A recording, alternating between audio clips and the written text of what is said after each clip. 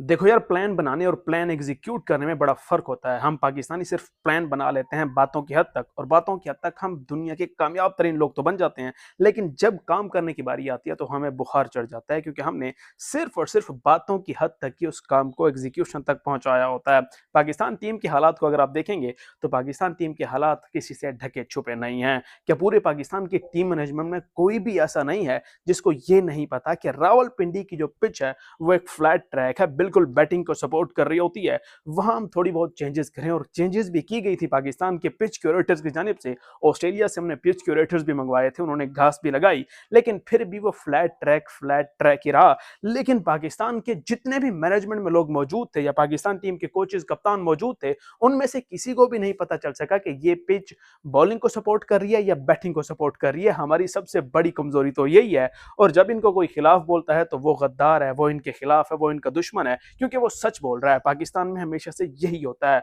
पाकिस्तान की team management में जो प्लान बनाया था वो कुछ ऐसा था कि हमने शायद रिजवान को डबल सेंचुरी नहीं बनाने देनी, क्योंकि अगर वो डबल सेंचुरी बना गया तो बड़ा रिकॉर्ड तोड़ देगा और पाकिस्तान का शायद पहला विकेट कीपर बल्लेबाज बन जाएगा जिसने टेस्ट क्रिकेट के अंदर पहला जो है वो डबल सेंचुरी जो है फिर डबल 100 बना रखा होगा। लेकिन मोहम्मद रिजवान को वो प्लान जो है वो एग्जीक्यूट नहीं करने दिया गया, उस प्लान पर पूरा उतरने नहीं दिया गया। हम जब किसी के खिलाफ प्लान बनाते हैं तो हम उसमें कामयाब जरूर होते हैं, चाहे कुछ भी हो जाए, लेकिन जब हम अपने लिए प्लान बना रहे होते हैं तो वो सिर्फ और सिर्फ बातों की हद तक ही प्लान होता है। प्लान हमारा यह था कि हम 450 हमने बना लिया है, चुप करके अपनी इनिंग्स को डिक्लेयर करो और बांग्लादेश को खेलने दो। बांग्लादेश को हम 250-300 तक आउट कर देंगे, 150 की हमारी लीड होगी और आसानी फिर हम परखच्चे उड़ा देंगे बांग्लादेश के, और वर्ल्ड टेस्ट चैंपियनशिप के फाइनल मरहले के लिए क्वालिफाई करने के मजबूत उम्मीदवार बन जाएंगे, क्योंकि हम बासानी ये बांग्लादेश से मैच जीत जाएंगे और दूसरा मैच तो वैसे भी हमारा है। इस तरह की हमारी प्लानिंग थी। लेकिन जब एग्जीक्यूशन की बारी आई और जब बारी आई अमल करने की,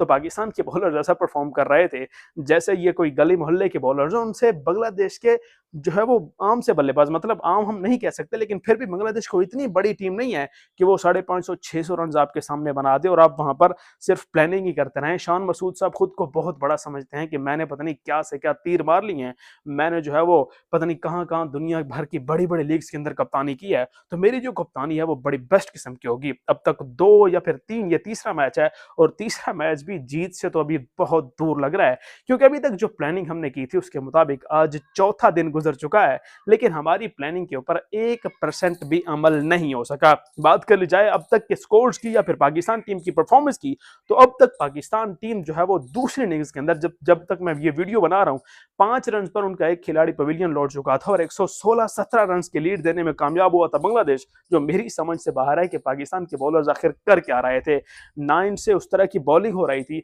ना उस तरह की मूवमेंट हो रही थी, ना विकेट्स मिल रही थी। पता नहीं ये पाकिस्तान के बॉलर्स को हो क्या रहा था, जो हम कहते हैं कि दुनिया की नंबर 1 बॉलिंग हमारे पास मौजूद है, तो ये नंबर 1 बॉलिंग थी जो आज बांग्लादेश जैसी टीम के आगे भी 550 रन खाने में कामयाब हुई। तो अगर इस तरह की कामयाबी आपने हासिल करनी है तो भाई साहब हमें ऐसी कामयाबी नहीं चाहिए। हम नाकाम टीम ही बिल्कुल ठीक है, या फिर आम से हमारे पास बॉलर्स आ जाएं, वही हमारे लिए कुछ ना कुछ करने में कामयाब हो जाएं तो बेहतर है। वरना पाकिस्तान टीम की बॉलिंग अब उस तरह से परफॉर्म नहीं कर रही जिस तरह की हम उनसे उम्मीदें लगाते हैं। बाकी अब देखते हैं कि 5वें दिन में क्या होता है। डेफिनेटली 100% चांसेस हैं कि ये मैच जो है वो ड्रॉ हो जाएगा और पाकिस्तान टीम का पत्ता साफ होने वाला है, और पाकिस्तान टीम ये मैच अगर ड्रॉ होता है तो 80 to 90% चांसेस हैं कि Pakistan team world test championship के फाइनल से मुकम्मल तौर पर बाहर हो जाएगी और इस दौड़ में शामिल नहीं रहेगी, क्योंकि वर्ल्ड टेस्ट चैंपियनशिप के फाइनल में पहुंचने के लिए हमारे पास ये 2 मैचेस थे और दोनों ही बड़े इंपॉर्टेंट थे। अगर हम ये दोनों मैचेस जीतने में कामयाब हो पाते तो फिर शायद हमारे चांस थे,